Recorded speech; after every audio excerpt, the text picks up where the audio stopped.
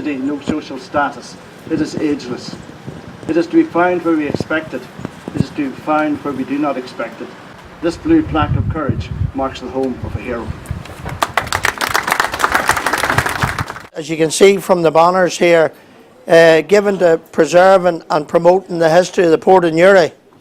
And we have a varied programme from looking after tragic events, which you can see commemorated here, the like of the Alder tragedy when Captain and Mrs. Campbell were lost, 1937. The carry over here behind me was spoke about earlier, 1942. The seafaring heroes, men that were decorated, Barney Murphy, Terry O'Hanlon, Paddy McParland, Captain Harry Hollywood, and Paddy Mallon, the fireman from St Clair's Avenue. All people that have played a big part in the history of the Port of Newry. So that's what Newry Maritime is about, and it's events like this that are crucial to the whole programme. Today this has been a really momentous day, a great event, great for Newry, great for us, and great for the families that are concerned. As I said, I've waited a long time, but it's done now, and we can all be rightly proud. So we're here in the Irish National Foresters Branch John Mitchell, named after John Mitchell the Patriot, whose father was the incumbent in the Unitarian Church next door, and that's the branch is named after him.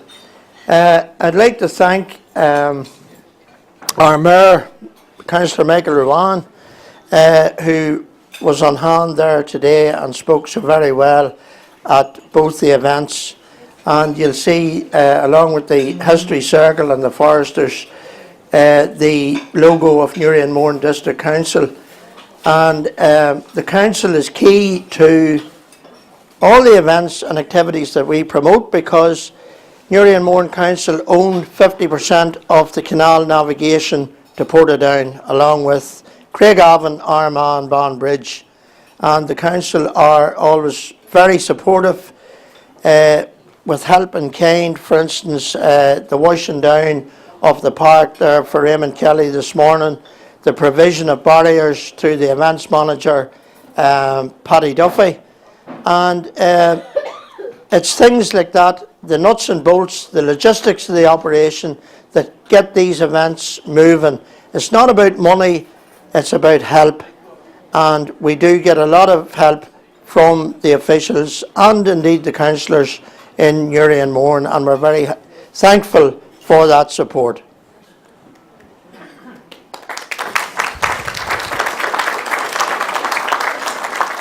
Now, the Ulster History Circle themselves, they managed that event this morning, and as you saw, a very, very professional job done. 160 plaques, I think Pat said, has been put up. Something akin to the number of George Crosses, although they have been doing it from 1983. The George Cross has been in vogue since September 1940.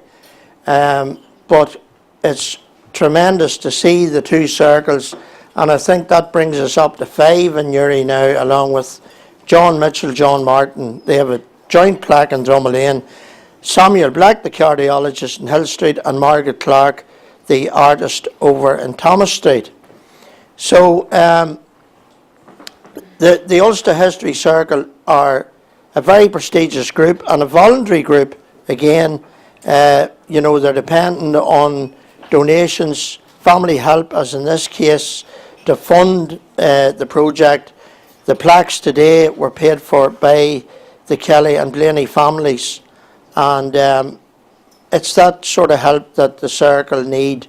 They wouldn't have the funds to maintain the events and to run these type of things.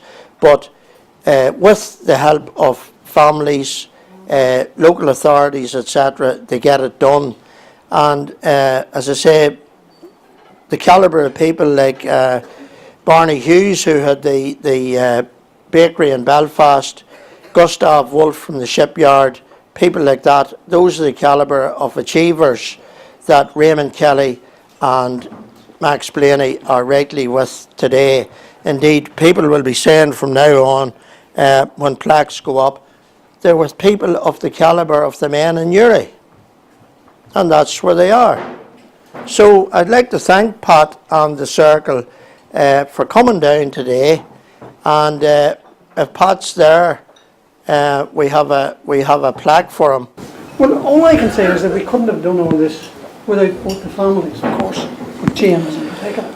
Because James basically he might as well have been a member of the Circle for the last 2 months, I think, that we've been working on it. And I have to say that a more professional approach I have seldom seen. I've never seen. He organised everything designed, he got everybody lined up, got the council lined up, he got the hall lined up, he got the families lined up, and he got me lined up. So, thank you, James. The Circle is, of course, as he said, dependent entirely on the goodwill of families, organisations, local authorities, and other people, and we get money from a diversity of resources. We don't get any money out of it. It's purely voluntary. All we get is a cup of tea when we meet once a month, and a sandwich. But the rest of it is it's a labour of love, because the people like Raymond and Max make what we do so much worthwhile. We do a lot of plaques for people in the past who've done great things 100 years ago, 80 years ago, 200 years ago, even 1,000 years ago. And that was Robert the Bruce, King of the Scots, on Rathlin Island some time ago. But it's the family's participation which makes it. And we get a tremendous glow, and I feel, pride and joy when we see the way in which what we do is appreciated by the families of the people we honour. So thank you, James, and thank you to the Kelly and Blaney families for helping us out on this occasion. So thank you, James. Thank you, Pat. Next we have two ladies here from Newry and Mourne Council. We have a small number of officials, apart from we have the clerk and chief executive Tom McCullough is today. A small number of people that we would regularly deal with would be Tom, Eddie Curtis, Conor Hockey, Liam Dinsmore, Kieran McCann, Martin Patterson and Seamus Crossy. But these two ladies are in public relations, member services as well. Hilary Holliday on the left and Sheila Kieran on the right. And they are always involved at some stage in everything that we do because of the public relations angle. So in all our events, they feature at some stage. Now, unfortunately, Hilary can't be here due to sudden bereavement. She lost her brother on Friday night, and Sheila is otherwise engaged in the interim. So I would ask we have a plaque for each of those. I would ask former Mayor, North Street man, Jack Patterson, to come up and take the two plaques for the two ladies. Jack.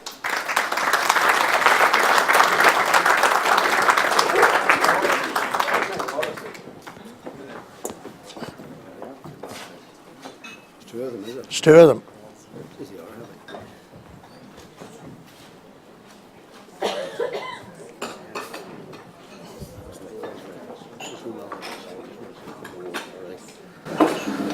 Thanks, James. I know I'm not invited to say anything, but it's not like a councillor not to say something. So I want to first of all thank both the Kelly and Blaney families for coming here today and for allowing us to recognise them, something that they so deservedly earned. I'd also like to thank James for organising this whole event. He's someone who I think, myself as an independent councillor, What plaques are left? What plaques are next year, and I think this is the man. I'm sure that it'll be, if he wants to stand as an independent, he'll be the man that'll be Martin in my shoes.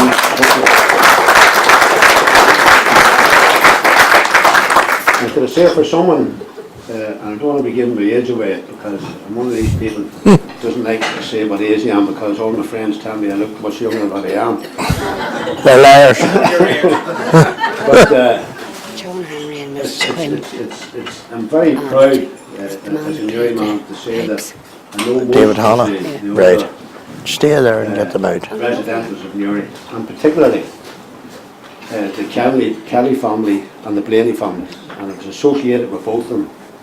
And when I say that about the Kellys, that the extension of all the families from the O'Hare family, Pat O'Hare, who's here today and there, they can go right back to Pat's mother used to say that we were connected, the Pattersons were connected in some way through people called McAlintons, which wasn't actually O'Hare's, it was Pat's mother's people. And Blaney's, who I was associated with because I worked as an assistant town inspector in the 60s. Actually, in November 1963, I went into the town hall as assistant town inspector, along with the late Jean McKellis. And Noel Blaney, who would be a brother of Michael's, Max's, was the rate officer there, collected the rates and looked after the rates of Newry. And him and I struck up a great friendship.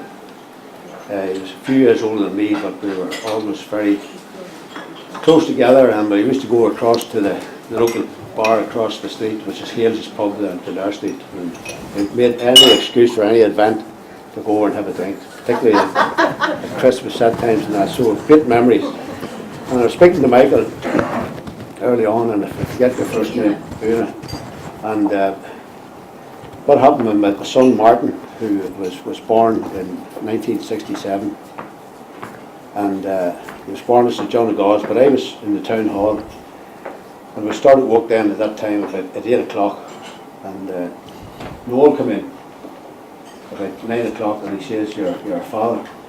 And I says, what? He says, you're a father. Because father was the doctor, that was Noel's brother, in John of Gauze, and he told me, he says, young Patrick, he says, his wife's only after giving birth, he says, to a son now. So he knew before I did.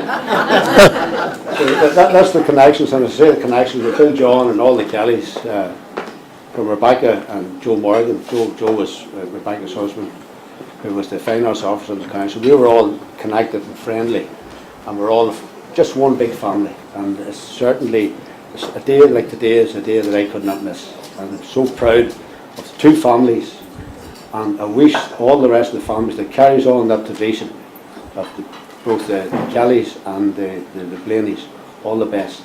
Thank you. Thank you, Jack. Thank you very much, Jack. Community relations and the promotion of community relations is very important, and we aim to espouse council policy in that respect. David Hanna was piping today from Altnavay Memorial Pipe Band. David Hanna, MBE, a man who, this is the third event that David has done with us this year. He was at the revamp of Fisher Park, which we did along with the council, back on the 25th of June. On the 10th of August, we were at Victoria Locks for the Alder Memorial here. Captain and Mrs. Campbell and 4 members of the crew lost in Carlingford Lock 1937. And then today, you heard him piping at both events. David is a man who transcends politics and any sort of distinctions with religious differences, etc., and very much a man who promotes actively community relations.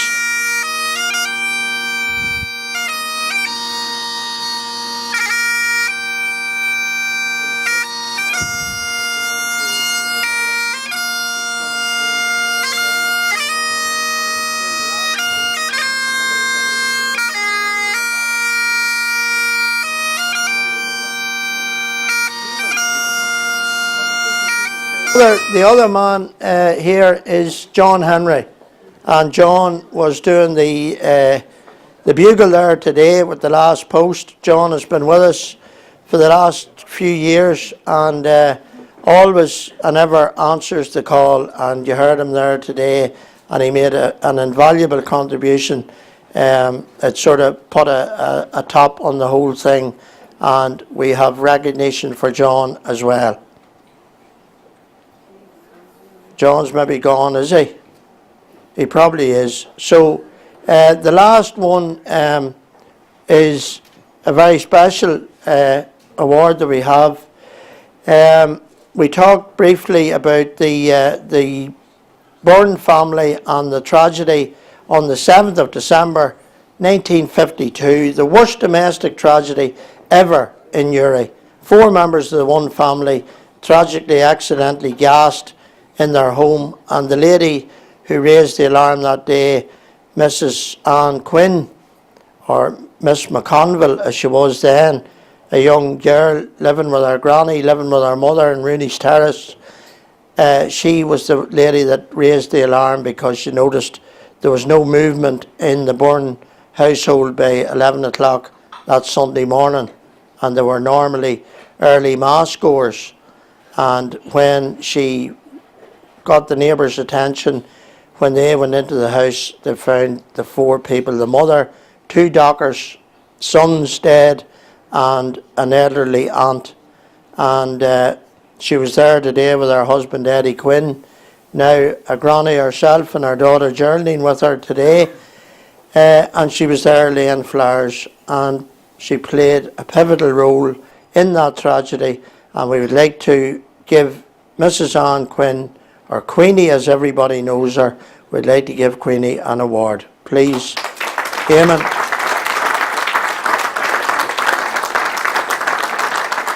There you are. Thank you very much, Stephen. Thank you very much for listening to this. That's all right, James. Thank You happy enough? Yes. Good girl.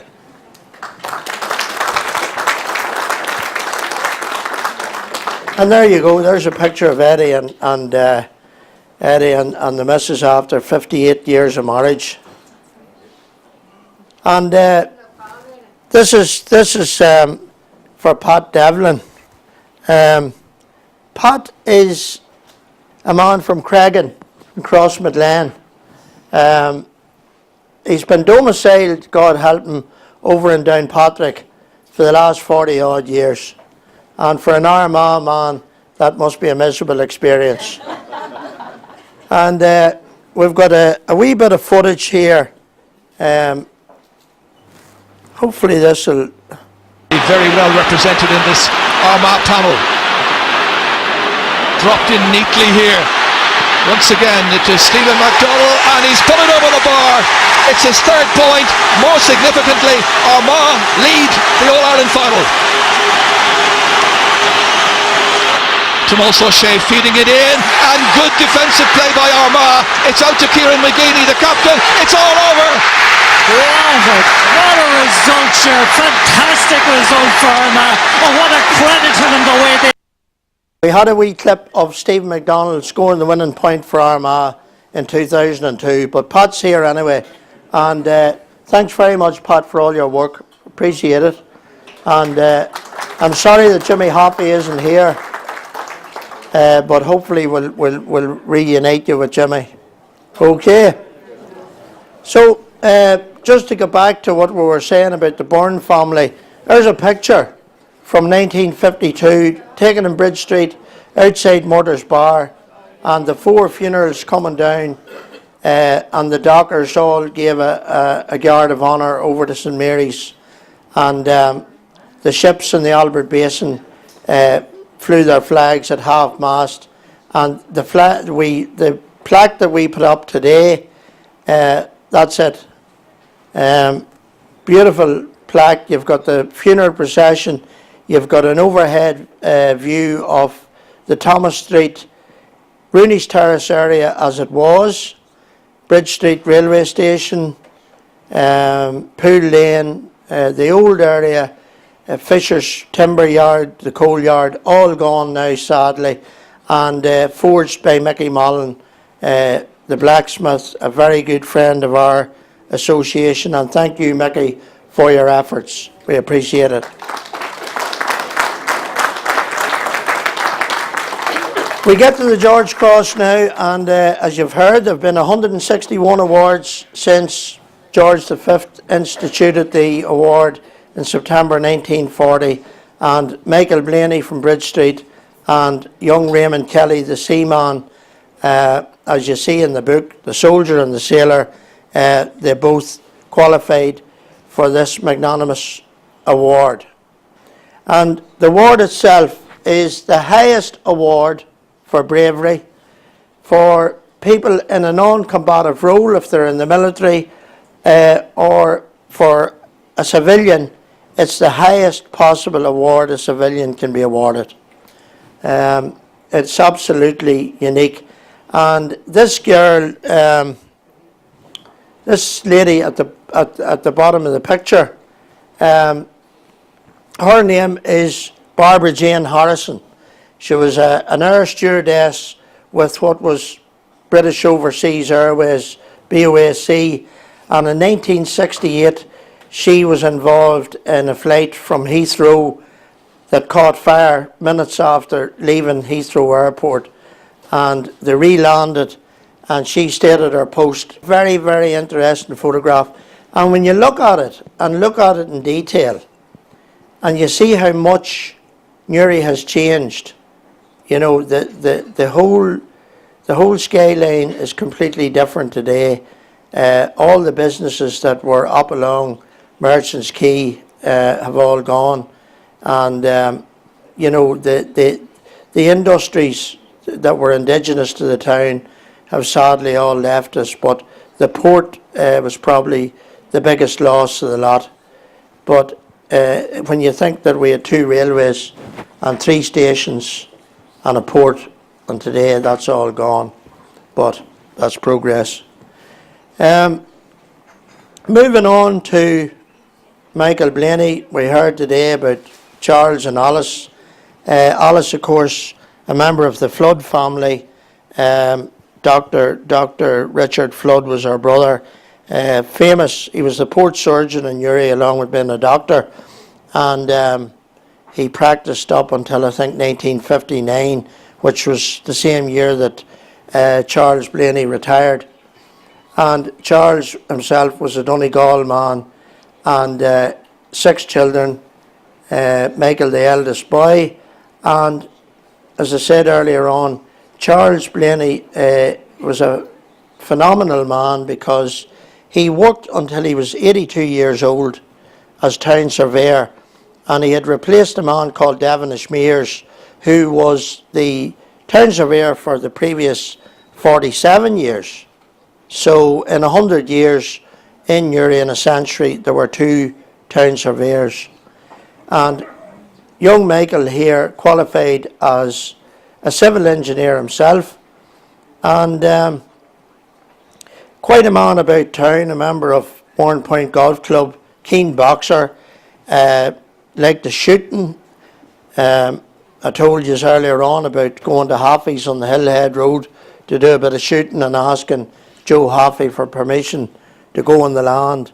And obviously a man of strong principle and moral fibre, because he didn't have to do what he did. He wasn't conscripted into the army. He didn't have to go, and he obviously wanted to make a stand against what he's seen as injustices being carried out in Europe by the Third Reich at the time. And off he went to the army, and the rest, as they say, is history.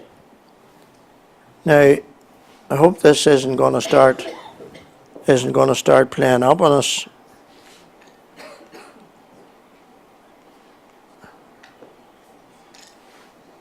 Let us see. Where's Sean when you need him?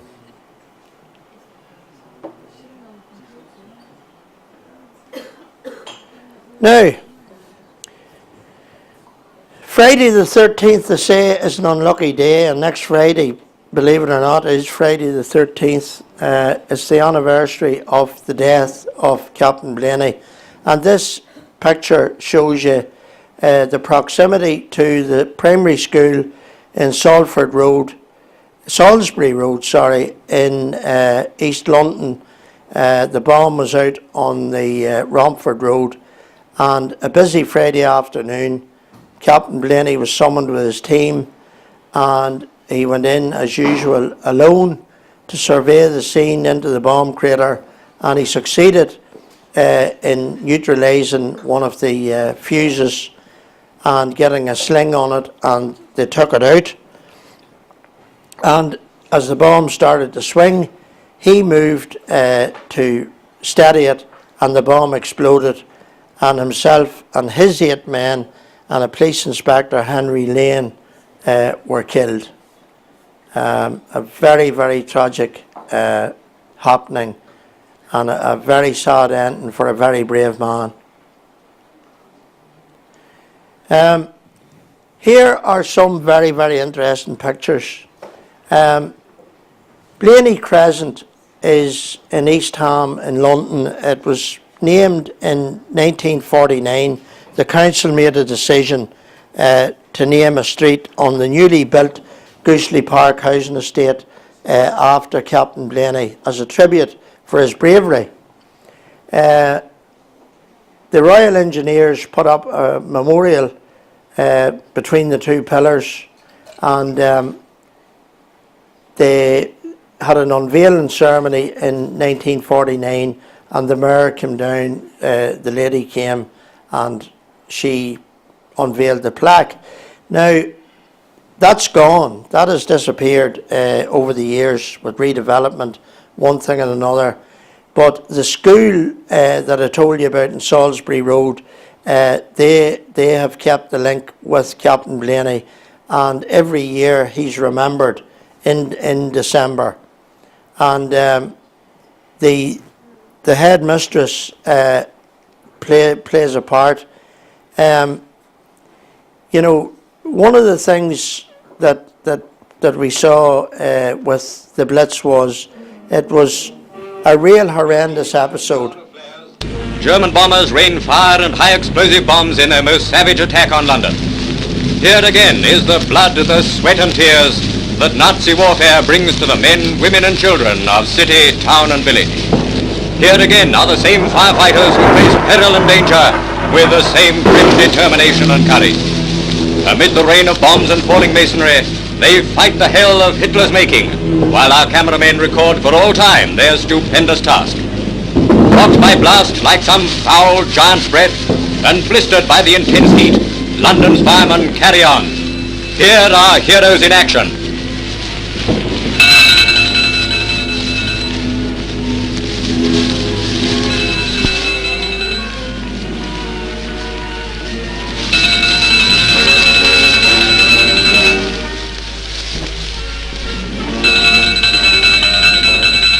Thick smoke hangs over the heart of Britain as a choking dawn reveals the terrors of the night. London has been wounded during the hours of darkness, but what colossal strength runs in her veins.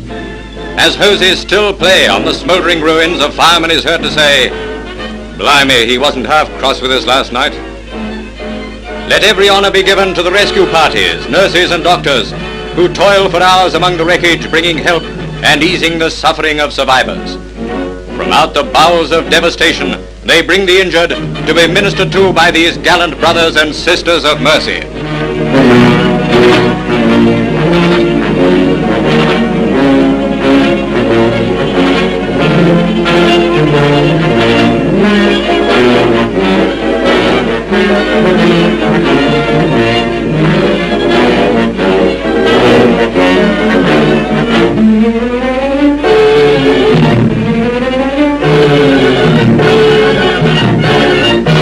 But in spite of it all, London carries on.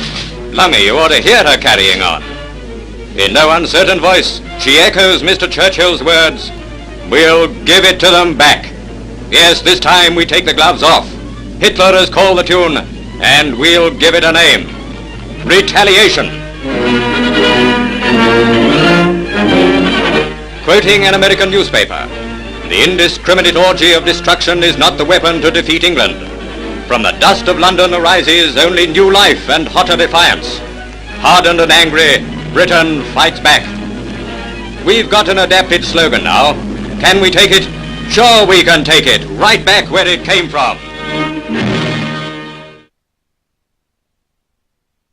And there you are. There's one of the bombs. You can see the size of it. Absolutely a horrendous period, and one can only imagine the like of Captain Blaney. What he would have endured mentally on each episode when he went out to defuse these bombs. And remember, as I said earlier, the loneliest job in the world, when everyone else is running in the opposite direction, it was these men who were putting on the suits and moving forward. And they had to deal with the constant change in German technology, as Hitler had the best scientists, the best scientific brains available to him, and the technology was constantly changing, and it was men like Captain Blaney who were on a steep learning curve all the time, and 235 men paid the ultimate sacrifice during the Blitz and lost their lives. The main thing is that in his citation, he's given the George Cross in recognition for his heroism and courage. And also we should remember that all his actions, and indeed all the men in that squad of men, they were totally selfless. They definitely weren't thinking about themselves or self-preservation, that's for sure. And then on Christmas Day 1940, his parents buried him down in St Mary's graveyard on Christmas Day. And as the saying at the bottom, greater love hath no man, but as Anthony Russell pointed out, to lay down your life for a friend, but for strangers, for people that you've never met or never will meet, you're raising the bar considerably. This is where Michael Blaney's last resting place is. He's buried in the Flood family grave, in his mother's family grave, because presumably with Charles coming from Donegal, they didn't have any people buried there, and she had her family, and that's where they buried him, just down below the church in the old graveyard.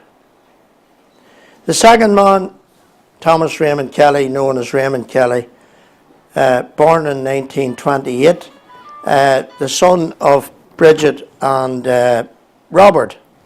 And Bridget was Bridget O'Gorman from Cornmarket. Robert was a seaman, and they lived at number 7 River Street, where Redmond Tiles is today, at the top end of River Street. There was 6 children in the family. Raymond, Rebecca, Rose, who's with us today, Robert, who sadly passed away earlier on this year, Mary, and William, Bill John, who is also with us today. As you see, Robert Kelly died prematurely at the age of 37. The man was in ill health, and it meant that when he passed away, Bridget was left with a young family to rear, and like a whole lot more in the locality, very little to rear them on, because this was 1940. There was no welfare state, remember, until 1948. Societies like the Foresters here in Newry, the friendly societies, had insurance schemes for members and one thing and another, and that was the forerunner, the precursor to the welfare state. And indeed Raymond Kelly was a member of this club, and you'll see a card with that evidence on it in a later slide. But when Robert Kelly died, Raymond saw himself as being the breadwinner for the family. His widowed mother, obviously, he knew that she was going to get it hard, and he left school and he got a job initially, tried to go to sea at just over 13 years of age, and he made one trip, and Mrs. Kelly got him a bad discharge to get him out, because he was only 13 years of age, but he was a big lump of a fella, like he was 6'2" apparently, and this showed like this showed later on. We just go back. He was a big lad, so he would have been deceiving the size that he was. People wouldn't have thought that he was the age he was. But when you think it was the normal thing for lads at that time to go to sea when they were 14 years of age, it wasn't uncommon. And Mickey Fearn talks about joining the Broom in Dublin, one of Fisher's boats. His father sent word home that a deck boy was needed, and Mickey got his first pair of long trousers at 14 and travelled on the bus to Dublin, stayed in the Stella Maris that day, and he was taken down to the boat that night when it came in. He joined the coal boat in Dublin, and it was 7 months before that boat docked in Newry.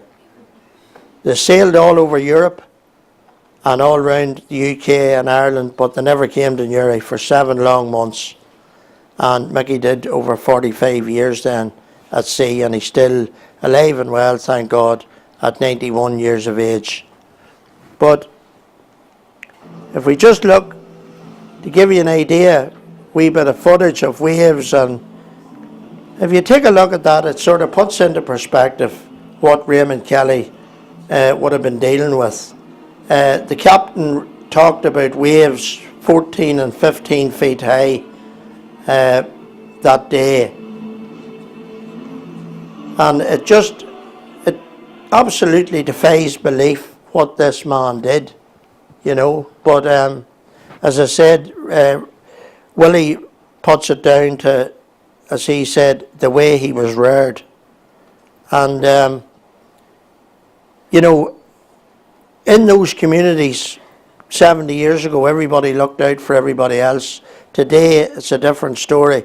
You can be living beside people for 20 years, and apart from nodding your head at going in and out of the house, nobody knows anyone anymore. You hear people lamenting there are no old neighbours anymore, and that's a fact of life. That's the way things change. But Raymond, as I told you, he came from Brazil. The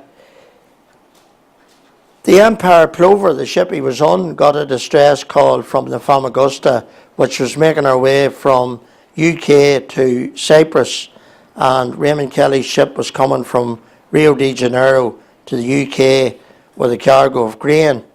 They responded to the distress call, got to the Bay of Biscay, and at that time the lifeboat that had been put out from the Famagusta had overturned. There were 10 people in the sea, and without hesitation Raymond Kelly dived in and rescued one of the ship's officers. He repeated that, and he went in a third time to save a woman, and sadly he was lost and his body was never recovered. The captain said it was the bravest act he had ever seen. But young Raymond lost his life. We have some extracts from the ship's log that you'll see in the book. There's one of his character, his good behaviour. We've got a graphic here of the trip coming back from the southern hemisphere to a point 100 miles north of Corunna in the Bay of Biscay, heading for London, and the other ship was coming from London. There's a full graphic of the journey up, and it'll show you just how far they were. And this lad was a day off his 19th birthday. And this is the copy of the death of Raymond Kelly as recorded in the ship's log and in the National Archives in London. Death due to drowning, having gone overboard. The captain reported that the ship's company were very disconsolate and very saddened by the loss of the young seaman.